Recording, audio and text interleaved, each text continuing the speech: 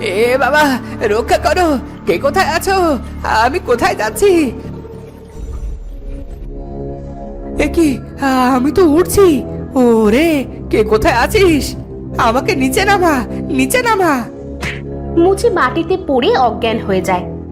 আর কিছুক্ষণ পরই তার জ্ঞান ফিরে। এ কোন জায়গায় এসে পড়লাম? আরে, ওইটা কি রূপোর গাছ? আরে, এখানে সবই তো রূপোর। তার মানে আমি রূপোর দেশে চলে এসেছি। আমি তো রাজা হয়ে গেলাম, আমি তো ধনী হয়ে গেলাম। মুচি নদীর গোলকধাঁধায় ঝাঁপ দিয়ে এক রূপোর দেশে চলে আসে। এখানে সব কিছু ছিল রূপোর তৈরি। সে এত রূপো দেখে আনন্দে আত্মহারা হয়ে যায়। সে ভুলেই যায় কিছুক্ষণ আগেই সে মৃত্যুবরণ করতে চেয়েছিল। ওরে বাবা, এ কি সত্যি সত্যি রূপোর দেশ? এ তো আমার বিশ্বাসই হচ্ছে না। যত পারি এই রূপো নিয়ে নি। মুচি ছোট ছোট রূপোর তৈরি বিভিন্ন জিনিসপত্র নিয়ে নিতে থাকে।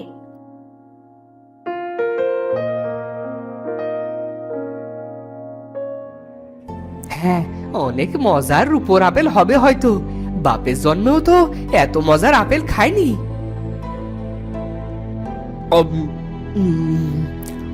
বাহ, কি মজা! অনেক মজার রূপোর আপেল।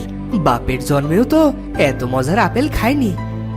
আরে, ওইটা আবার কি?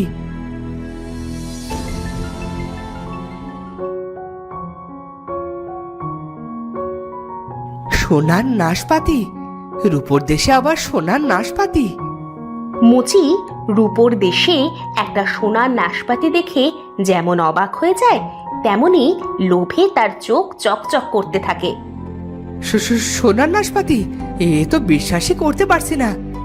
এখনই খেয়ে দেখি এটা কত মজার। খেও না, কে কে কে কে কথা বলে? খেও না সোনার নাশপাতি। এটা দেখতে যতই সুন্দর, খেতে ততটাই ভয়ঙ্কর। তো তুমি রূপোর দেশে কথা বলা খরগোশ? ওরে বাপরে বাপ, জীবনে যে আর কত লীলা খেলা দেখবো। তাই এই নাশপাতি ফল খাবো না কেন? কি আছে এই সোনার নাশপাতিতে? তেমন কিছুই নেই। এই সোনার ফল খেলে তুমি শুধু মারা যাবে, আর কিছুই না। ওরে বাবারে, বলো কি? আগে বলবে না? আর একটু হলে তো খেয়েই ফেলতাম। তা তুমি জনমানব শূন্য এই রূপোর দেশে কি করে আসলে? মুচি খরগোশকে সব কথা খুলে বলে। সব শুনে খরগোশ বলে, যাক, আল্লাহ যা করে আমাদের সবার মঙ্গলের জন্যই করে। আচ্ছা খরগোশ, আমি এখান থেকে বের হতে চাচ্ছিলাম। কিভাবে বের হব? তুমি না একটু আগে আত্মহত্যা করতে চেয়েছিলে, তা এখন কেন ভয় পাচ্ছ? জানো না আত্মহত্যা মহাপাপ? হায় হায়, না জেনে আমি শেষ কিনা আত্মহত্যার মতো মহাপাপ করেছিলাম। হায় খোদা, আমাকে মাফ করো। এখন হয়েছে, এবার এই রূপোর দেশ থেকে বের হবে কি করে সেটা ভাবো। যদি বের হতে চাও তাহলে তোমাকে উড়ে আকাশ ফুঁড়ে ওপরে উঠতে হবে। তোমার পৃথিবী আমাদের মাথার ওপরেই। কিন্তু উপরে উঠবো কি করে? তুমি আমায় সাহায্য করো না? আমি তোমাকে সাহায্য করতে পারলে তো ভালোই হতো, কিন্তু একটু আগে কঙ্কাল দেখেছো, তাদেরও সাহায্য করতে পারতাম। ঠিক তখনই মুচি দেখলো একটা গাছের পাতা হাওয়ায় ভাসছে। আরে বাহ, এই গাছের পাতাগুলো কেমন যেন নড়ছে। মনে হচ্ছে গাছ থেকে পাতাটা মাটিতে পড়বে না।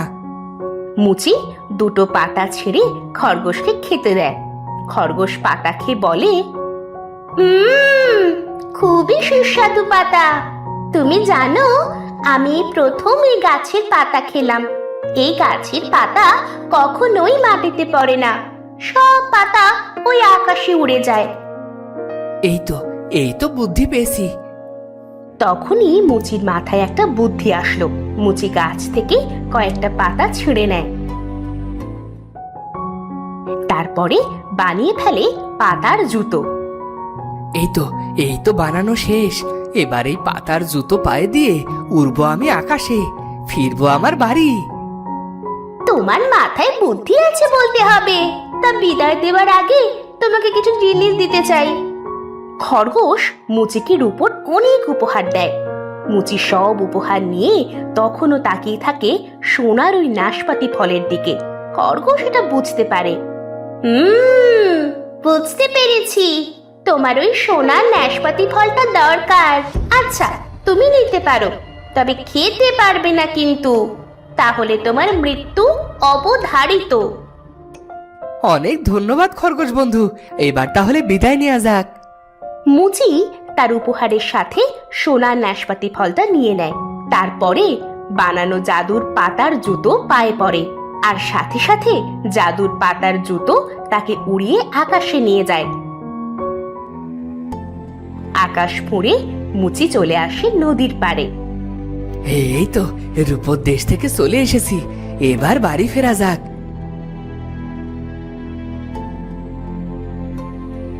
মুচি বাড়ি এসে একটা একটা করে রূপোর উপহার বিক্রি করতে থাকে, আর সেই টাকা দিয়ে মুচি অনেক ধনী হয়ে যায়। বুঝলাম না, এ হঠাৎ এত ধনী হলো কি করে? আগে তো আমার পাশে বসেই জুতো সেলাই করতো। যাই তো একবার গিয়ে দেখে আসি। অপর মুচি চুপি চুপি মুচির ঘরের জানলার কাছে যায়। এই তো আজ এই রূপোর উপহারটি বিক্রি করব, এটা আজ ভালো দামেই বিক্রি করতে পারবো। এ কি দেখলাম, রূপোর উপহার! ও তাহলে এই কথা, তাই তো বলি এত ধনী হলো কি করে ও।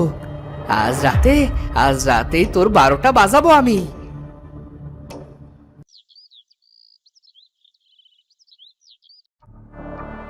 যেই ভাবা সেই কাজ। রাতে তখন মুচি ঘুমিয়েছিল তার দালানে। ঠিক তখনই অপর মুচি সেই ঘরে প্রবেশ করে। ও দেখছি নাক থেকে ঘুমোচ্ছে। ঘুমা বেটা ঘুমা, সকাল হলে তোর ঘুমের 12টা বাজবে। অপর মুচি চুপি চুপি রূপোর উপহারের কাছে যায়। তারপরে একটা একটা করে রূপোর উপহার বস্তায় ভরতে থাকে।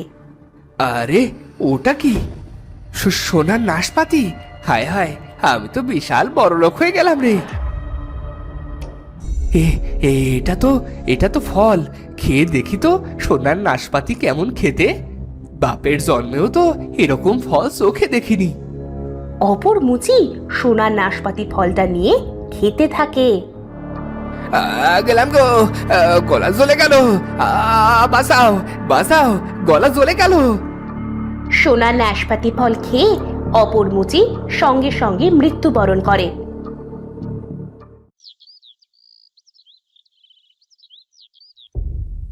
পরদিন সকাল হলে মুচি দেখতে পায় অপর মুচি তার রূপোর উপহার চুরি করে বস্তায় ভরে রেখেছে, আর সোনার নাশপাতি ফল খেয়ে মরে মাটিতে পড়ে আছে। লোভে পাপ আর পাপে মৃত্যু, এই পাপ সেই পাপ না রে। পাপ তো বাপকেও ছাড়ে না রে।